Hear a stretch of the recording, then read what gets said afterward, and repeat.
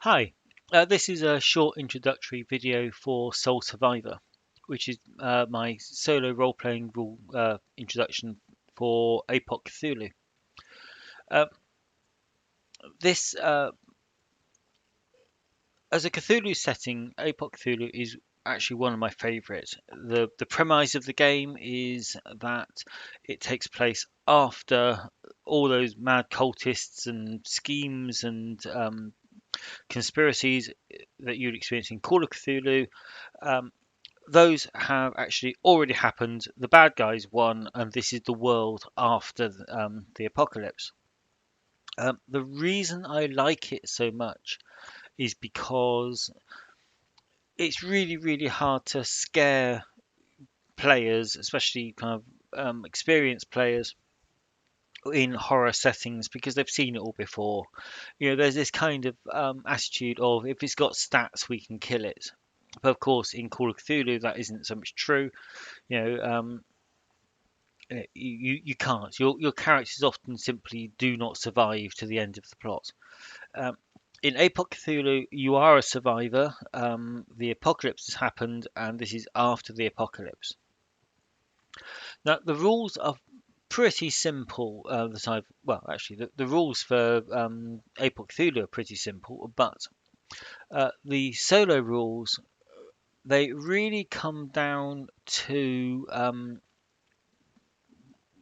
it's one game mechanic really.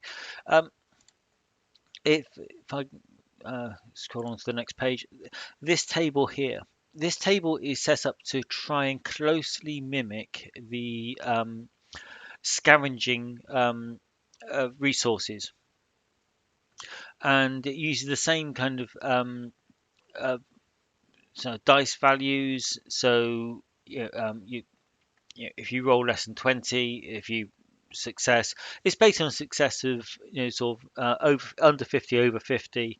Um, Most of the sample characters I've seen have a scavenging skill of 50, so it's kind of ballpark there for the scavenging rolls. The certain through to impossible, they mimic the sort of abundant through to the impossible to find. So yeah, it's that's what I took as my core for building the simple question oracle. Now, that simple question oracle is also used for controlling all the NPCs. The good guys, the bad guys, fellow survivors or whatever. You're but working on this idea of um, if you ask an NPC to do something, you just decide how likely is it that they will actually do what you asked them. They won't get distracted. They don't have some kind of ulterior motive, and then you roll. And if it's very unlikely that they're going to do what you ask them, then you would roll on the very unlikely column. If they've been following you faithfully, then it's almost certain until you do something horribly wrong. So it's all based around this simple question. There is a complex question tool, and it's very kind of in the same vein as Mythic, where you're going to roll the two words and join them together.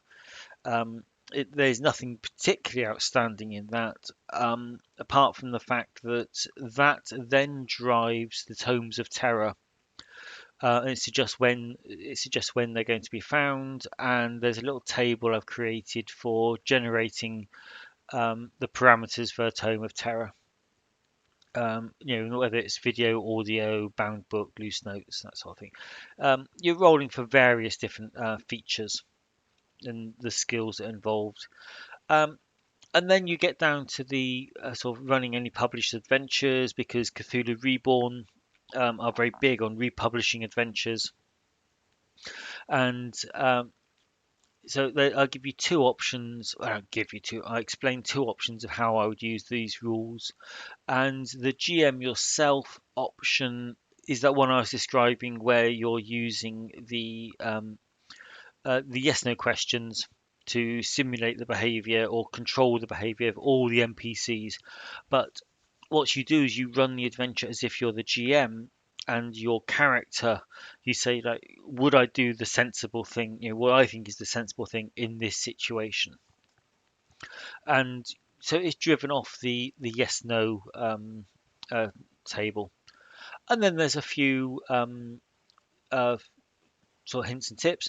Now I've included a safety tools section at the back here, which is a bit odd. I thought first of all in uh, a solo game, but there's two things where I that goes on to the next page as well. Yeah, so it's a full page on safety tools.